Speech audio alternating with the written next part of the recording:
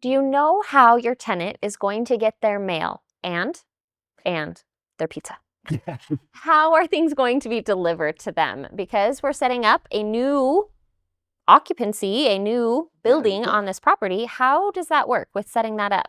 Well, it's interesting because your home was set up in a single family residence zone place. So there's really only one street number on the house that's there, which is the address that the post office used to deliver. Right. So you've got to figure out, how am I going to get something else delivered here? And if you were to go to the post office and say, oh, I need something to go, they say, well, what's the address? And you don't have an address for them. And they're going to tell you, go to the city and get the address. So you've got to work things through the post office and the city. And typically what the city does is they don't want to give a new street number because that takes a lot of effort for them to record that into the database and everything else. What they'll do is they'll tell you, okay, you go ahead and use the same street number, 175 East, 200 South, Unit B, Apartment A, whatever. You use that second line to go in there. So it's the same street address, but then you got an indicator, oh, there's a second place here, you know, and that is something that the city can give to you that you can take to the post office and say, here is the city's recommended address and they're authorizing delivery to it. Now set it up. Gotcha. And the post office is going to say, what am I going to deliver it to? I won't deliver until there's a mailbox. So they'll tell you to put a mailbox up on the house next to the other mailbox, indicating the address and Unit B so that they can differentiate what the mail is. What goes where. Now, that's great for the post office.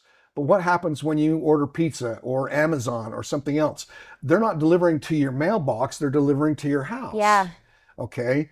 That's where the city typically says to you, we need to have some type of visible sign from the street indicating the second residence. And that's usually a sign that says 175 East, you know, something, something South, Unit B, this way. This way. Okay. And that directs them to be able to deliver to that second residence that's there. Well, and that makes me think that that sign would also be vital for emergency services. If we've got anything like that, they need to know exactly where to go.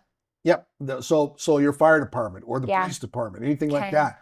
That's why you got to put a physical sign. Sometimes it's painted on the curb outside of your house, those types of things. But is that going to solve the UPS driver and or Amazon who's really in a hurry and all they want to do is get to the next package? Frisbee it? Well, it's still going to end up probably on the primary residence front porch. They're not really going to take the time to Unit B and where is it and go search for it. They're just going to put it on the porch and they're going to deliver. So talk to your tenant. Say, look, if you know something's coming, you need to check the porch and you need to get it. And if I see something on there, I'll text you that it's there and it's going through. You kind of work through that communication side of what's going to happen.